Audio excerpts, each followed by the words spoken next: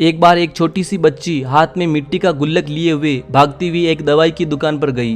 वह काफी देर तक वहां पर खड़ी रही। उसने दुकानदार को कई बार बुलाया, लेकिन दुकानदार का ध्यान उस पर नहीं गया क्योंकि वहां पर भीड़ बहुत थी।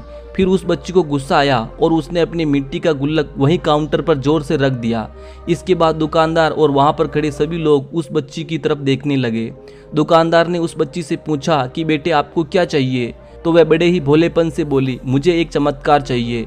यह सुनकर दुकानदार को कुछ समझ में नहीं आया और ना ही वहां पर खड़े लोगों को समझ में आया। सभी उसकी तरफ देखने लगे। फिर दुकानदार ने उससे कहा कि बेटे चमत्कार तो यहाँ पर नहीं मिलता है। तो बच्ची को लगा कि वह उससे झूठ बोल रहा है। उसने कहा कि मेरे गुल्लक में बहुत पैसे हैं, बताओ आपको कितने पैसे चाहिए, मैं आज यहाँ से चमत्कार लेकर ही जाऊंगी। तभी काउंटर पर खड़े एक आदमी ने उससे पूछा कि बेटी क्यों चाहिए तुम्हें चमत्कार? तब उस बच्ची ने उसे अपनी कहानी बताई। अभी कुछ दिन पहले मेरे भाई के सर में बहुत तेज दर्द हुआ। मेरे पापा मम्मी उसे हॉस्पिटल ले गए। उसके बाद कई दिन तक मेरा भाई घर पर नहीं आया। मैंने बहुत बार अपने पापा से पूछा, लेकिन उन्होंने मुझे कुछ नहीं बताया। वो बार बार यही बोलते कि कल आ जाएगा, लेकिन अभी तक वह घर नहीं आया। तभी मैंने देखा कि मम्मी रो रही थी और पापा उनसे कह रहे थे कि हमारे बेटे के इलाज और दवाइयों के लिए जितने पैसे चाहिए उतने पैसे मेरे पास नहीं हैं।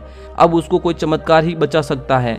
तब मुझे लगा कि मेरे पापा के पास पैसे नहीं भी हैं तो क्या हुआ, मेरे पास तो है। इसलिए मैंने जितने भी पैसे जोड़ रखे थे वे सारे पैसे लेकर मैं दवाई की दुकान पर आई हूँ ताकि चमत्कार खरीद सकूं। फिर उस आदमी ने बच्ची से पूछा कि कितने पैसे हैं तुम्हारे पास? यह सुनते ही बच्ची ने गुल्लक उठाई और जमीन पर पटक कर उसे फोड़ दिया और पैसे गिनने लगी। वहां पर खड़े सभी लोग उसे देख रहे थे।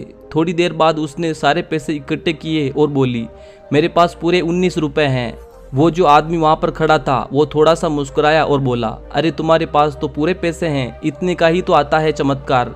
यह सुनकर वह बच्ची बहुत खुश हो गई और बोली, चलो मैं आपको पापा से मिलवाती हूँ। बाद में पता लगा कि वह आदमी कोई आम आदमी नहीं था, बल्कि एक बहुत बड़ा न्यूरोसर्जन था और उसने सिर्फ 19 रुपए में उस बच्ची के भाई की सर्जरी कर दी। उसका भाई कुछ दिन बाद ठीक होकर घर आ गया। वह बच्ची अपने भाई को गले से लगाकर रोने लगी। वह डॉक्टर उन दोनों का प्यार देखकर बहुत खुश होते हैं।